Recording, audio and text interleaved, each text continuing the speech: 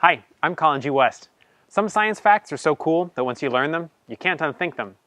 Next time you're out enjoying some sunshine, bet you're going to think about this.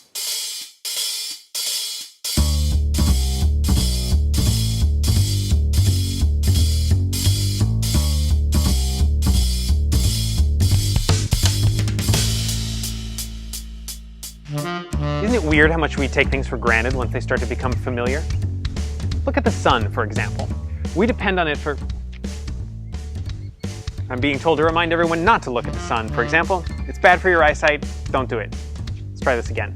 Consider the sun, for example. We depend on it for light and heat, but because we don't have to do anything to make it shine for us, we rarely think about where that energy is actually coming from. It's tempting to think of the sun like a big friendly fireball just hanging in the sky, but it's much more complicated than that. For starters, the sun isn't on fire at all. Fire means some kind of fuel rapidly combining with oxygen, and there's no oxygen in outer space. What's really happening is something even more fundamental, not fire, which is a chemical process, but a nuclear process called nuclear fusion. As much as it might seem like the sun is simply a big burning sphere, it's not burning, and it's not so simple. There's a lot going on beneath the surface, and I mean that literally because the vast majority of the sun's energy is generated deep, deep inside near the very center. The sun is made of mostly hydrogen, and it's enormous. So the hydrogen atoms near the center feel an incredible amount of pressure from all the miles and miles of other hydrogen atoms stacked on top of them. In fact, it's so much pressure that neighboring hydrogen atoms are squeezed together until they actually merge, or fuse, into something new and bigger, a helium atom.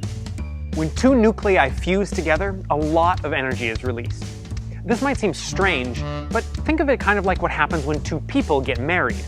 When they live on their own, they each have to pay rent, but if they move in together, they only have one rent, so they suddenly have some extra cash lying around. Hydrogen fusion is a lot like this kind of marriage. The two atoms sort of combine their energetic resources, so they have some energy to spare. This energy kickstarts a complicated sequence of events involving additional hydrogen atoms and other nearby particles.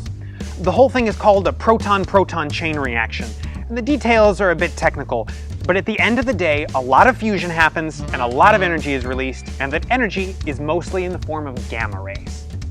Now you may have noticed gamma rays are not what we usually think of when we talk about sunlight. And that's because sunlight is warm and comforting and helps you fight seasonal affective disorder. Gamma rays are dangerous and potentially deadly, and according to comic books, can turn you into an incredible hulking rage monster that we can't show on screen for copyright reasons. But don't forget, all of this is happening deep inside the center of the sun, where everything is extremely dense. Everywhere you look, there's hydrogen and helium all tightly packed together by the sun's enormous gravity. If you're a newly created gamma ray, where are you going to go? The answer is basically nowhere.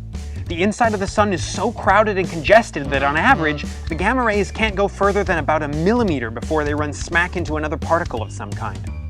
Gamma rays move at the speed of light, so they travel incredibly fast through open space. If there were no obstacles in the way, they could make it from the center of the sun to the surface in about 2.3 seconds. But the sun is so hot and so dense that that's not what happens. Instead, there are literally billions of billions of billions of collisions and interactions that happen along the way. Instead of a few seconds, it takes an average of 170,000 years before the majority of the energy from those original gamma rays has made its way to the surface of the sun. I say the energy makes it to the surface because the original gamma ray photons don't really survive. When they run into other particles, they generally lose energy, and sometimes they get absorbed by an atom and then re-released as two or more new photons, each with less energy than the original. After 170,000 years of this sort of thing, the highly energetic gamma rays have been broken down into things like visible and ultraviolet light, the more familiar kinds of radiation that we think of as just sunlight. So the next time you're out enjoying a sunny afternoon, take a moment to think about the backstory that made that moment possible. It goes something like this. Once upon a time, long, long ago, deep in the heart of the sun, a bunch of hydrogen atoms got pressured into getting married. And this gave birth to an even larger bunch of gamma rays. These angry gamma rays might have killed you if they'd been able to get to you, but instead, they got stuck in a 170,000-year traffic jam, gradually wearing down and breaking apart so that by the time they did get here, they were only able to threaten you with a little bit of a sunburn. And we all lived happily ever after. The end. Okay, I know this isn't going to replace Beauty and the Beast as anybody's favorite fairy tale anytime soon, but it's got one thing going for it. It's definitely based on a true story. So that's it for this week. I hope you're feeling just a little bit brighter. If there's a part of your week you'd like to spice up with some more science, tweet it at us with the hashtag #WhatShouldIThinkAboutWhen. You can find me on Twitter at @ColinGWest, because I am Colin G. West. Thanks for watching.